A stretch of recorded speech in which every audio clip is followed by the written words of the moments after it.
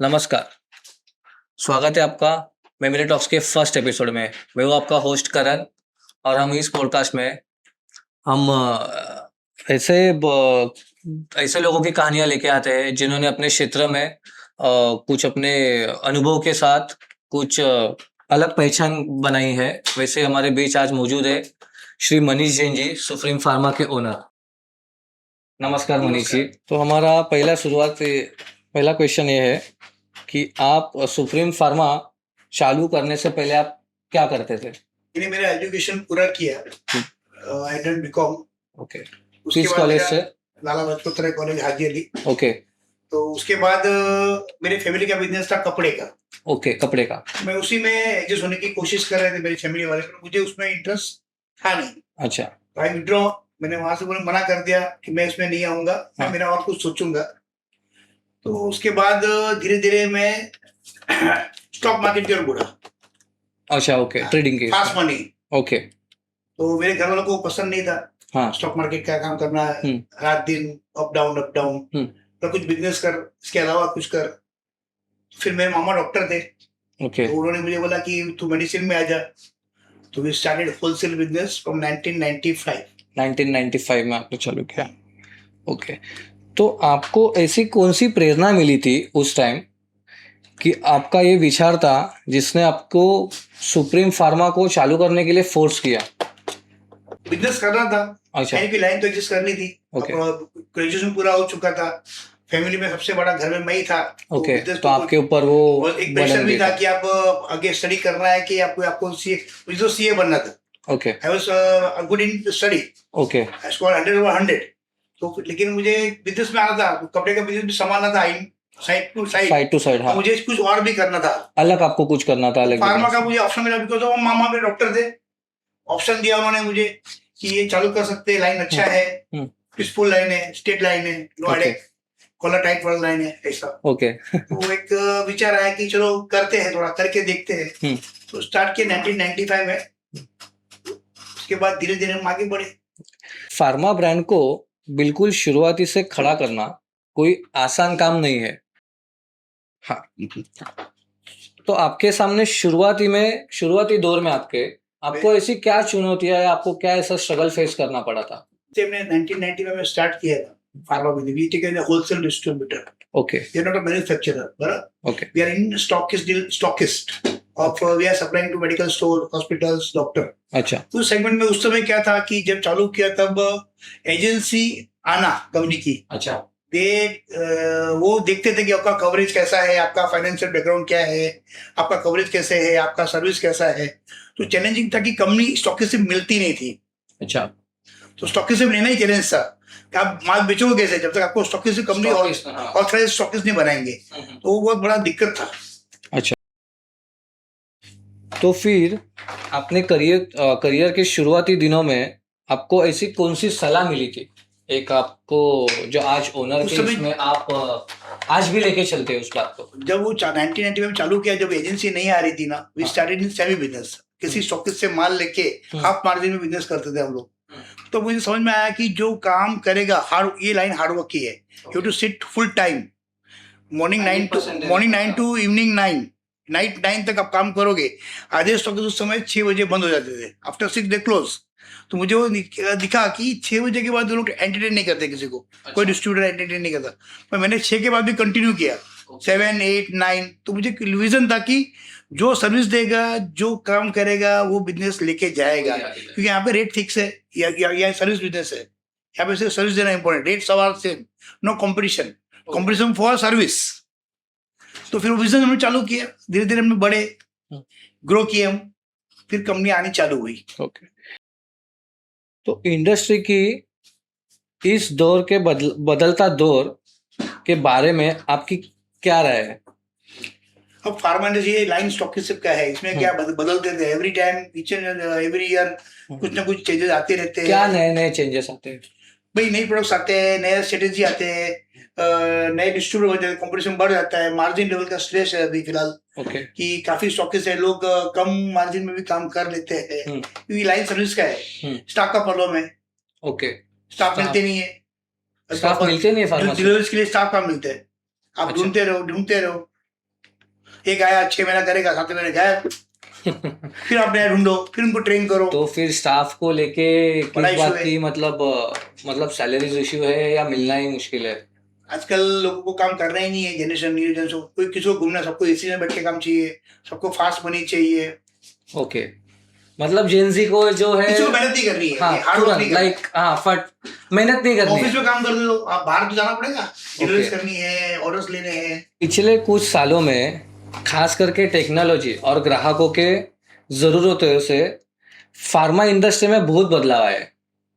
आपके हिसाब से इस समय इस सेक्टर में सबसे बड़ा ट्रेंड क्या है? ट्रेंड बोले तो ट्रेंड क्या है? ट्रेंड मतलब अभी इस समय ये आपके बिजनेस में आपके इसमें अभी फार्मा क्या बिजनेस चल ऐसा रहा हो है? गया एक ट्रेंडिंग जो चेंजेस क्या अभी है? आए हैं, अभी हम we are dealing with doctors, हम डॉक्टर से डील करते हैं, okay not supply to chemist. Okay तो डॉक्टर्स को क्या है, डिलीवरी अर्जेंट चाहिए, pizza like Domino pizza, okay. उनको आधे घंटे में चाहिए, एक तो घंटे में आपकी चाहिए। जो फार्मा है वो ऑल ऑफ मतलब किस चीज की मेडिसिन फार्मा टैबलेट्स प्रोवाइड करता हम है? लोग अभी लाइफ स्टाइल में डील करते हैं, specially we are in gynaec and ophthal. Okay, gynaec. Gynaec injection से जो majority we are dealing with cold chain products, जो Okay. 280 की टेम्परेचर में काम करते हैं, उनका delivery cold chain bag, thermocol box में जाता है। तो service is very important, cold chain is also very important. Okay अगर भी मेंटेन नहीं करेंगे तो मेडिसिन का एफिशिएंसी लेस हो जाता है। ओके। वो तो फार्मास्यूटिकल बिजनेस को लेकर ऐसी कौन सी मिसकंसेप्शन है लोगों को जो आप दूर करना चाहोगे इस पॉडकास्ट के द्वारा? वैसे तो कोई फार्मा के रिलेटेड सबसे होता नहीं है, क्योंकि इट्स स्टेट बिजनेस। नहीं, कुछ लोग कहते हैं ना कि जेनरिक मेडिकल में मेडिसिन मिलते हैं या वो भी मिलते हैं, जेनरिक ब्रांड को और एमआरपी को लेके रहता है, जैसे कंपनीज है सिप्ला है या कोई भी कंपनी प्रोवाइड करते हैं तो MRP. Between generic and branded. Okay जैसे भी आप कोई कपड़े तो आप पहनते ही हो, हाँ आप अगर रेमंड का पहनोगे तो आपको उसका गुडविल का पैसा लगता है, इसको कंपनी को Okay. ऐड करना पड़ता है, सो मेनी एडवर्टाइज एक्सपेंसेस, तो वो rate they increase the rate that allopathy rate. In generic they not promote, okay. This is a cloth Bhiwandi का इसके है, लिए उसमें एमआरपी का डिफरेंस आता they don't expense, don't get है, बाकी मेडिसिन तो सेम रहते सेम, हैं, ड्रग सेम होता है, ड्रग सेम रहता है। बिल्कुल सेम होता ओके। सुप्रीम फार्मा का कल्चर और लीडरशिप और विजन क्या है उसको लेके? है। विजन क्या, जितना काम करोगे, जितना भागोगे, समुद्र है फार्मा इंडस्ट्री। नहीं सुप्रीम फार्मा को हाँ फार्मा इंडस्ट्री समुद्र है, आप Okay. जितना डुबकी मार के जितना आप जा सकते हो। अब विजन मेरा तो मैं तो बहुत बड़ा बन जाऊँ, टॉप की, जैसे जिस सेगमेंट में मैं जाता हूँ, जैसे मैं गायनेक में हूँ, अभी ऑप्टल में आया हूँ, तो वो उस सेगमेंट में मैं नंबर 1 बनना चाहता हूँ, जो भी अच्छा। Number 1 distributor. तो अभी आप कहाँ देखते हो सुप्रीम फार्मा को 100 करोड़ करेंगे हम लोग इस साल? 2 साल में। चलो अच्छा है, बेस्ट ऑफ लक। एक सीईओ के रूप में आप सिर्फ बिजनेस या सप्लाई चेन नहीं संभालते बल्कि लोगों को लीड करते। आप सुप्रीम फार्मा के वर्क कल्चर को, काम करने के माहौल के कैसे बयां करेंगे? जहाँ तक मेरा सुप्रीम फार्मा का सवाल है, मेरे यहाँ एकदम जो एटमोस्फेयर है ऑफिस का, वो ऐसा बिल्कुल सिंपल और बहुत ही शांत, मतलब कॉमेडी जैसा माहौल है। मतलब आपको एकदम शांतिपूर्वक काम करना है, लाइक अ फैमिली। हम Okay. स्टाफ को स्टाफ नहीं समझते, घर का मेंबर ही समझते हैं, और टीम मेंबर्स है। अच्छा team is business of team business, team work, okay. Company, distributor, staff, overall कोई भी एक भी आपके- लैग हुआ तो आपके ऑफिस में ऐसा कौन सा स्टाफ है जो आपको शुरुआती से लेके आपके साथ आज तक है, बहुत लोग हैं जो आपके आज शुरुआती कोई से? एक दो को छोड़ के कोई नहीं गया, वो भी अपनी प्रॉब्लम से गए होंगे, अच्छा बोल के गए होंगे, क्योंकि उनको कोई अच्छा विजन या अच्छा अपॉर्चुनिटी मिला है, ओके। उन्होंने बोला था कि सर मुझे जब अच्छा मिलेगा। अदरवाइज कोई भी मेरा स्टाफ आज तक मुझे छोड़ के नहीं गया, या मैंने निकाला नहीं। आपने जब भी शुरुआत की थी ऑफिस लेने की, तभी ऑफिस लेते समय आपने क्या विजन किया, मतलब आपने क्या सोचा था कि कहाँ ऑफिस शुरुआत मेरा में होना चाहिए? आपने कहाँ पहला ऑफिस लिया? मेरा पहला ऑफिस बैकला भी था, अच्छा 18 साल वही रहा, अभी अच्छा। 8 साल से मैं यहाँ पे हूँ, एक ही जगह में था, बैकला पुलसुरे। अच्छा मेरा वहाँ पे काफी बड़ा था, हाँ। वो बिल्डिंग में, वो रीडर में गया तो वहाँ पे टॉवर्स बन गए बड़े बड़े, तो वो Okay. वहाँ तो से shift होना किया, पड़ा। शिफ्ट हो गए, यहाँ पे शिफ्ट हो गए। Okay. उस समय जब चालू किया तो विजन कोई बड़ा विजन नहीं था कि मैं 25 करोड़ कर लूंगा एक जमाने में जाके, स्टार्ट करना था, बिजनेस करना था, एक नई शुरुआत करनी थी, और मुझे वो लाइन अच्छी लग रही थी। अच्छा तो व्हाइट कलर बिजनेस ओके और ड्रग लाइसेंसेज और गवर्नमेंट लाइसेंस, वो सब कुछ प्रॉपर काम होता है। तो एक छोटा सा विजन था, धीरे धीरे हम ग्रो किए, जब थोड़े साल 2-3 साल निकल गए तो हमको विजन अपॉर्चुनिटी दिखनी चालू हुई, we go ahead with speed. Okay. आपका कौन सा ऐसा वैल्यूएबल विचार है जो आपको कंपनी को कोई भी बड़ा फैसले लेते हुए आपको गाइडेंस लेता है, आपको गाइडेंस देता है वो हमें देते हैं। हाँ, आपको गाइडेंस मिलता है उससे। ऐसा कौन सा एक फैसला है कंपनी का जो आपने कभी सोचा रहेगा कि मुझे ये फैसला करना है, तो आपने तभी कुछ तो गाइडेंस रहेगा, आपको मोटिवेशन मिला रहेगा उस कोई भी चीज कंपनी से। का डिस्ट्रीब्यूशन जो मिलता है, मेरी एक सोच है कि हमेशा मुझे उस कंपनी का CNF मिले। C&F CNF का मतलब होता है कि पूरा टेरिटरी मेरे से मान लेगा, जितने भी ओके डिस्ट्रीब्यूटर मेरे नीचे रहेंगे, ओके अबव द डिस्ट्रीब्यूटर, वो कंपनी के लिए काम करेगा। कैरिंग फॉरेन एजेंट बोलते हैं उसको। ओके वो विजन लेके चलते हैं, हाँ। तो हर कंपनी मुझे बोलती है कि जब आप ग्रो करोगे, अच्छा सर्विस दोगे, फाइनेंशियल कैपेबल, हाँ। You have good character, good team, you can get the share of the company. Okay तो शेयर कैसा चीज है कि वो मिल जाए तो आप कंपनी के whole and sole prime distributor of company, वो आप कैटर करोगे नीचे डिस्ट्रीब्यूटर को, all over Maharashtra, all over territory जो मिलेगा आपको। कोई विजन रहता है, वो हर कंपनी ऐसा बोलती है, you grow will give you help out for the grow the business, share मिल सकता है आपको आगे जाके। तो आपके इस फार्मेसी इंडस्ट्री में, जैसे आप अभी एक आप मतलब गायनोकोलॉजिस्ट में हो, इसमें हो, ऐसे और कितने कंपनीज और कितना कॉम्पिटिशन है? बहुत कंपटीशन है, बहुत कॉम्पिटिशन बहुत है, डिस्ट्रीब्यूटर बहुत है, मार्जिन लेवल स्ट्रेस पे है। तो जो सर्विस दे सकता है वो टिकता है, जो फाइनेंशियली स्ट्रांग है वही टिकता है, दो लोग ही टिकते हैं। ओके अगर आप फाइनेंशियली बहुत स्ट्रांग हो, खुद के कैपेबल हो, दूसरा आपकी काम करने की शक्ति कमजोर नहीं होती है, गुड टीम, ओके तो आप टिकोगे। नहीं तो अदरवाइज आप वो बोलोगे मैं 10 बजे नहीं आऊंगा, मैं 12 बजे आऊंगा और मैं 4 बजे निकल जाऊंगा 6 बजे ऑफिस से। सर्विस इंडस्ट्री, आपको टाइम पे हर चीज टाइम पे डिलीवर करनी है, सर्विस देनी है। ओके दो हु गिव सर्विस के लिए आपको टाइम देना पड़ेगा। तो अभी आपके अंडर कितने डिस्ट्रीब्यूटर्स है? वैसे मैं सीनियर भी हूँ एक कंपनी का, मेरी खुद की कंपनी भी है दवा की, जिसमें मेरा लड़का, मेरा उसका नाम क्या है? Nivea life sciences private limited. Okay तो वो थाने ऑफिस में है, तो हमारा मेरा लड़का वहाँ दिखता है, मैं यहाँ पे ऐसे डिस्ट्रीब्यूशन देखता हूँ, सीनियर भी देखता हूँ। ओके तो मेरे हाथ के ऑलमोस्ट 150 डिस्ट्रीब्यूटर भी है, 150 plus 150 plus doctors and distributors, okay both, okay. That's CNF। तो आप हमें बता सकते हैं कि आप कितना स्टाफ कैरी करते हैं आपके ऑफिस? फिलहाल 14 पीपल है, 14 पीपल कैरी करते हैं। तो 14 पीपल में सब मैनेज हो जाता है?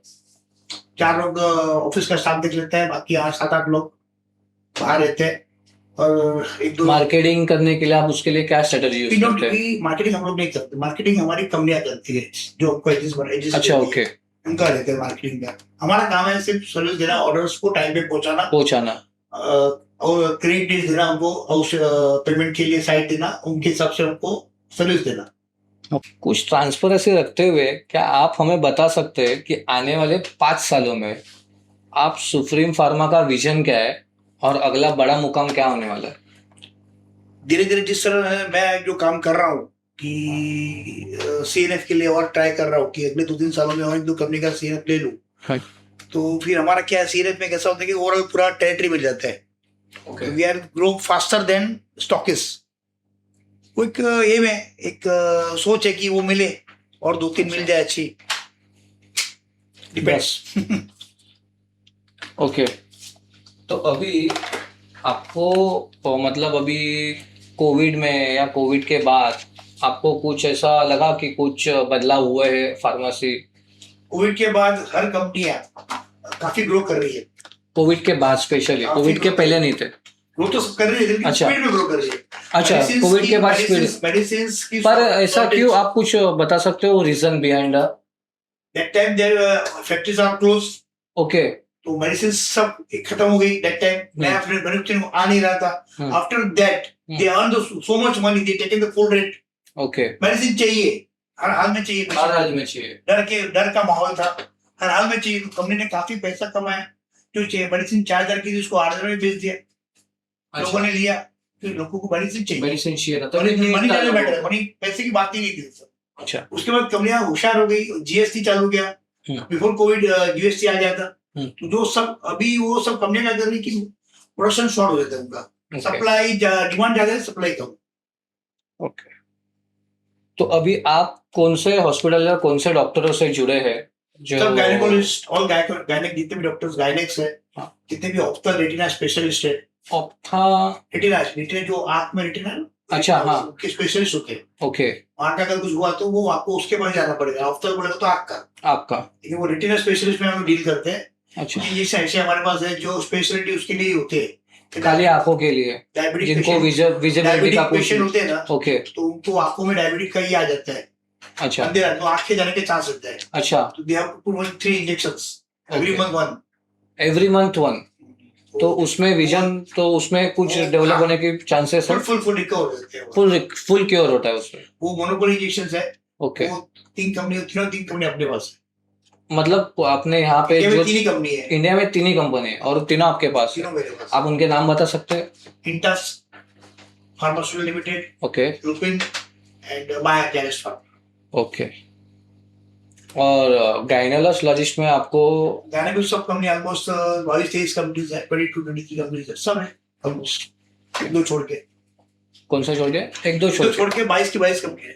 ओके तो इस फील्ड में अगर कुछ चेंज करना रहेगा तो आप क्या चेंज करना चाहोगे इसलिए स्टॉकिस्ट लाइन में कुछ भी चेंज नहीं हो सकता, कुछ भी चाहिए सर्विस लाइन है। सब बराबर चल रहा है आपके हिसाब से कुछ गलत कंपनी नहीं बना रही है, सेल्स वो कर रहे हैं, हम तो सिर्फ सर्विस दे रहे हैं।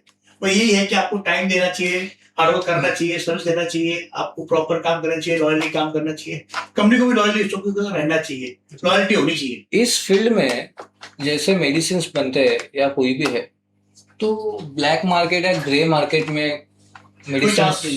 कोई भी कंपनी की चांस दवाई बनती है, वो डेंजरस है, कुछ लोग करते हैं तो वो काफी मतलब वो क्राइम है, ओके तो पॉसिबिलिटीज कम है। मतलब मार्केट में ऐसी भी दवाइयाँ मौजूद है नहीं है, हार्डली मौजूद है कोई करता नहीं, अच्छे लोग नहीं करता, ओके कोई भी नहीं करेगा, और मिलती भी कम है, ऐसा नहीं कि मिल जाती, नहीं मिलती। नहीं मिलती कुछ लोग हैं 2-4 में से निकल जाए तो कोई बड़ी बात नहीं, डिस्ट्रीब्यूटर रहेगा। डिस्ट्रीब्यूटर नहीं अभी आपने बात करते समय कहा कि आपके बेटे को आपने एक कंपनी खोल के दी है निवेन लाइफ साइंस करके तो आपका ये ऑलरेडी बिजनेस था सुप्रीम फार्मा का तो आपने वो क्यों सोचा अलग लाइन के लिए मेरा एक कंपनी का मैनेजर था स्टार्टिंग, जब वो मेरे साथ वर्क कर रहा था as a manager, he sales person of the week कभी भारत सेरमन वैक्सीन्स लिमिटेड, तो हमने बहुत साथ में काम किया 14 इयर्स तक सुप्रीम फार्मा के लिए हाँ, सुप्रीम जॉब फर्स्ट एम्प्लॉय बोल सकते हैं आप वो उनका फर्स्ट एम्प्लॉय था, वो मेरा मैनेजर था, he was manager with that company, he is working together with us मुझसे साउटी। तो when he left the company Bharat serum ने जॉब छोड़ के उसने अपने विजन को आकार लिया, तो उसने कंपनी चालू की डिवाइन लाइफ साइंसेस। ओके तो मैंने उनको उस समय भी बोला था कि जब भी तू कुछ स्टार्ट करेगा नया, मुझे भी इंटरेस्ट है। ओके तो 2 साल तो उन्होंने कुछ ध्यान दिया नहीं, कंपनी स्टार्ट हो गई थी, बाद में कुछ मौका मिला और मेरे रिलेशन की वजह से उसने मुझे अपॉर्चुनिटी दिया ओके और मेरे सन को बोला कि आपको उसमें सन को दे दो, आप स्टेक ले लो कंपनी में। I am stake of Divine Life. कितना परसेंट स्टेक है आपको वो नहीं बता सकता सर सीरियसली पर वो स्टेक है मेरी, और मेरा लड़का वहीं पे, वो मैन्युफैक्चरिंग कंपनी हमारी, वो डील करती है, वो मैन्युफैक्चर करती है gynaec products, gynaec product gynaecs और IVF centres, IVF test tube baby centres के प्रोडक्ट बनते हैं। ऑलमोस्ट 7-6 साल होने को है।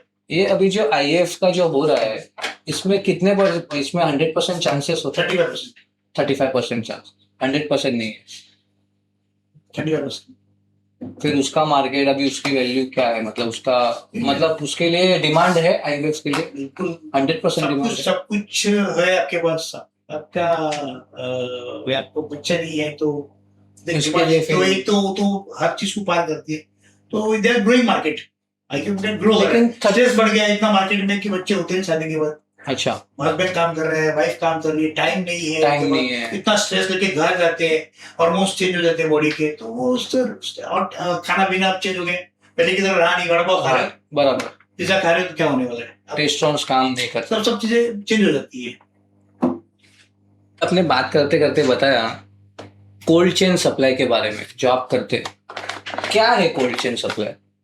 कोल्ड चेन बोलेगा तो जो टेम्परेचर होता है मेडिसिन का ना, वो 2 to 8 डिग्री +2 to +8 के बीच में रहना चाहिए। ओके अगर वो उसके बाहर का टेम्परेचर अभी 25 डिग्री चल रहा है, 28 चल रहा है, 35 भी चल रहा है, तो उसका एफिशिएंसी कम हो जाता है। तो हम जब कोल्ड चेन मेंटेन करते हैं तो हमने कोल्ड स्टोरेज बनाया है पूरा, ओके ब्लू स्टार का, सब मेडिसिन सब स्टोर करते हैं। वो जब डिलीवरी निकलती है मेडिसिन तो वो थर्मोकोल बॉक्स में आइस पैक डाल के प्रॉपर्टी चारों से सील करके फिर बेचते हैं। फिर वो टेम्परेचर आप मेंटेन कैसे करते हो थर्माकोल के अंदर? आइस पैक्स होते हैं ना, तो आइस पैक -, अच्छा तो मेंटेन टेम्परेचर 228 का मेंटेन होता है, मोर देन दैट इसके नीचे रहता है।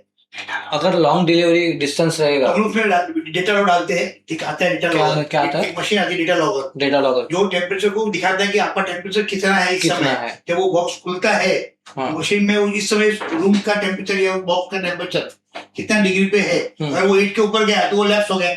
अच्छा तो फिर वो यूज नहीं होगा। हाँ यूज करते हैं, लेकिन वो डिफिकल्ट, तो प्रॉब्लमेटिक है आपका डिलीवरी। अच्छा should be less than 2 to 8 के बीच में होना चाहिए। तो ये कोल्ड चेन सप्लाई सिर्फ आप ही कर रहे हो कि और भी बहुत लोग हैं, बहुत लोग कर रहे बहुत स्टॉकिस है, 7-8 स्टॉकिस है मुंबई में भी बड़े बड़े, और हर एक के पास तो कैटफिश तो होता ही है, कोल्ड स्टोरेज सबके पास नहीं होता। अच्छा मतलब बहुत कम जन है। स्पेशलिटी लोग बहुत कम है। ओके तो हम लोग इसीलिए आज सक्सेसफुल है कि हमने हमारा कोल्ड चेन प्रॉपर मेंटेन किया है लास्ट 25 ईयर्स से, एक दिन भी लैप्स नहीं करते, बिजनेस को तरीके से करते हैं। कभी ऐसी कौन सी डिफिकल्टी आई है डिलीवरी के टाइम? डिफिकल्टी क्या स्टाफ की होती है, हमारी स्टाफ क्या? अक्सर लेके जाना पड़ता है, कैरी करना पड़ता है, डिलीवरी अर्जेंट होती है। ओके तो कभी आपको शॉर्टेज फील हुई है ऑलवेज होती है, ऑलवेज शॉर्टेज डिलीवरी के टाइम होते ही होते पे? हैं। हाँ, एक भी आज अगर विरार भेज चला गया मुंबई से, तो सेकंड डे विरार का भी तो फिर आएगा। आपके पास अभी आपने जैसे कहा कि आपका 14 जनों का स्टाफ है, तो उसमें आप कैसे मैनेज करते हो इतना? 14 में सब डिलीवरी नहीं करते, 7-8 डिलीवरी के लिए कितने जन है आपके पास? 7 to 8, 7 to 8 जन है। बाकी सब स्टाफ ऑफिस में रहता है। ओके तो 7 तो to 8 में आपका से दो पूरा गायब हो ये गए, जो 7 जन में आपका मैनेज हो जाता है। करना पड़ता है। बाकी कोई डिलीवरी जो है वो कुरियर से होती है, और अभी तो वो एक लेटेस्ट टेक्नोलॉजी आ गई है, पोर्टर वोटर है, अच्छा वीफास्ट है, ये कर अर्जेंट डिलीवरी है, अच्छा वो भी लेकिन start किया है। कभी कभी वीफास्ट या पोर्टर जैसी है तो उनको एक ही जॉब नहीं रहता, जैसे आपसे उन्होंने डिलीवरी ली और वो कहीं दूसरे से लेके तो डिलीवरी में कुछ दिक्कत आ गई, बिल्कुल नहीं आता, टाइम पे नहीं उल्टा पूछा, जल्दी पहुंच जाता है, बुक करते हैं वो सर्विस से जल्दी पहुंचता है, डिलीवरी जल्दी पहुंचता है। किस पेक्सी में वही जाएगा ना। अब मेरा बंदा जो साफ निकलता है, 4 काम लेके निकलता है एरिया का, दादर बांद्रा माहिम, अच्छा स्लैब वाइज वो चलते रहते हैं। करते जाएगा दिल्ली तक। तो आपने कभी ऐसा सोचा नहीं कि आप पोर्टर यूज कर रहे हो या वीफास्ट यूज कर रहे हो, तो उससे अच्छा कंपनी की खुद की 3 व्हीलर या वो जो आप भी? पहुंच ही नहीं पाओगे। आप अच्छा। आपका डिलीवरी समझो बांद्रा का आया, हाँ। डिलीवरी घाटकोपर का आ गया, how can manage at same time? वो बांद्रा में घाटकोपर जाएगा, पॉसिबल पॉसिबल नहीं। एक पोर्टर यहाँ गया, एक पोर्टर यहाँ गया, दोनों पहुंच गए। ओके अगर आपको उसमें आना रहेगा तो आपके लिए फिर वो हमारे वो इन्वेस्टमेंट अलग होगी कि आपको दिक्कत क्या है, काफी स्टॉकेज वही करते हैं, डेपो रखते हैं उनका। हमारा दिक्कत क्या है, हाँ। हम जिस बिजनेस में है हाँ। उसमें डिलीवरी डिपेंड्स, कभी भी कहीं से भी ऑर्डर आ सकता है। अच्छा बांद्रा से भी आ सकता है, घाटकोपर से आता है, काशी भी आ सकता है, विराट भी आ सकता है। आपको लेकिन सेम डे बाकी ऑर्डर, जगह- आपका कहना है मतलब same day Same order day- आ रहा है और सेम डे आपको डिलीवरी सेम डे ही देना ही करना है। है, सेम डे ही करना है। बाकी जगह कैसा है, स्टॉकेज जो काम करते हैं, मेडिकल का जो काम करते हैं, उनका वैन है, तो उनका एरिया फिक्स है। मंडे को भाईकला से माटुंगा तक जाएगा, अच्छा ट्यूसडे को माटुंगा से थाने जाएगा। लेकिन आपके पास वैसा नहीं है, आपके यहाँ पे स्पेसिफिक डिलीवरी कोल्ड चेन, तो हमको तो सेम डे करना है। We are dealing with doctors, patient आया तो वो मेडिसिन हमको पहुंचनी ही चाहिए, ओके। वो सब बड़ा इशू है। तो फिर ये डिलीवरी बॉयज का जो आप बोल रहे थे कि बहुत शॉर्टेज है, इशू है, जो आपके पास जो लड़के हैं वो बहुत कितने ज्यादा। सालों से काम कर रहे हैं? काफी टाइम सब पुराने बंदे 15-15 साल से लोग हैं, 17-17 साल से। 17 साल से। तो उनमें क्या डिफिकल्टीज आपको मैनेज करते हुए कुछ आई डिफिकल्टीज? जो लोग टिके Staff को manage टिके, जो टिक गए वो समझते हैं चीजों को। अच्छा क्योंकि अभी जो नए स्टाफ जो यार होते हैं वो ज्यादा टिकते नहीं, क्योंकि कोई डिलीवरी का काम जमता नहीं। अच्छा अभी के हाँ, जो दौर generation में आ जो रही है, हाँ कोई हार्ड वर्क जमता नहीं, बक्सा कौन उठाएगा, अच्छा मेहनत का काम कौन उठा करेगा? के थर्मोकोल बॉक्स उनको क्विक मनी चाहिए। नहीं, उठा के कौन जाएगा, आराम से काम करो ऑफिस में बैठ के करता हूँ, अच्छी होता है। लेकिन वो जाना आना, ट्रैवल करना धूप में, सब टिपिकल। उनको थोड़ा ऑकवर्ड फील होता है काम करने के लिए, सब जल्दी मानने को तैयार नहीं होते। अच्छा। ये डिफिकल्टी बढ़ रही है अभी, इसका असर लंबे गाले में होने वाला है। ओके। लॉन्ग टर्म में इसका इफेक्ट दिखेगा, सब स्टॉक्स को दिखेगा। इस फील्ड में अगर किसको आज के तारीख में आना रहेगा तो आप क्या गाइड करोगे उसको आने के लिए? इस फील्ड में अभी जिसको आना है हाँ। आ सकता है, लाइन अच्छी है। और 2-3 चीजें ऐसी है कि आपको उसका टाइम देना पड़ेगा ग्रो होने के लिए। It will take time to grow. कितना टाइम लगता है? आपको घर के पैसे इन्वेस्ट करने पड़ेंगे, आप धीरे धीरे सेट होंगे, आपको कंपनी आएगी। कितना पैसा इन्वेस्ट करने के लिए जरूरी है अगर ये फील्ड में आना है? सागर है, ये सागर है। आप जितना डालोगे उतना कमाओगे, जितना टाइम दोगे उतना निकाल पाओगे। ओके। फिर आप मंथन करते हो, समुद्र मंथन, हाँ। आप डुबकी मारो, आपको कितना जाना है नीचे जा सकते हो, उतना टाइम उतना मनी इन्वेस्ट करना पड़ेगा, उतना एफर्ट देना पड़ेगा, आप ग्रो कर सकते हो। लोग थकते हैं इसी में। आप अच्छा। समुद्र को पार कर सकते हो, नहीं कर सकते। नहीं कर सकते। आप चाहोगे थकोगे, रुक जाओगे। ओके, तो अभी मैं आपको ऐसे 3 सवाल पूछूंगा जिसके आंसर आपको तुरंत देने पड़ेंगे, मतलब थोड़ा फास्ट। अभी तुरंत ही दे रहे हो सब नहीं, सवाल। बोल रहा ऐसी कौन सी किताब या मेंटर गुरु रहे जिसने बिजनेस को लेकर आपकी सोच एक पूरी तरह बदल दी है? बिजनेस को लेके हाँ। किताब तो कुछ नहीं भाई, अपना खुद की सोच बनाई अपन ने बिजनेस की। मैं खुद ही एक सोचू बड़ी। ओके, लेकिन आपको कोई मेंटर या किसी की बात है जैसे आपने कहा मामा हमारे की मेरे लेके? एक दोस्त है जो बड़े डिस्ट्रीब्यूटर है, अच्छा। कार्तिक भाई शाह, सुद्धा फार्मा वाले, ओके। मेरे वेलविशर है, उन्होंने मुझे बहुत गाइड किया और बहुत अच्छे आदमी है, मेरे बड़े भाई ऐसे है। तो उन्होंने आपको शुरुआती दौर में बहुत मदद की, उन्होंने बहुत बहुत सारी चीजें सिखाई, समझाई। वेरी गुड फ्रेंड, अच्छा। मेरे बड़े भाई की तरह। उनका काफी मेरे को उनसे सीखने को मिला। धन्यवाद सर आपका आने के लिए। नमस्कार। आपसे बहुत कुछ हमें भी सीखने मिला, लोगों को भी इससे कुछ सीख मिलेगी। ऐसे ही फिर मुलाकात होगी। अच्छा लगा आपसे मिलकर, धन्यवाद।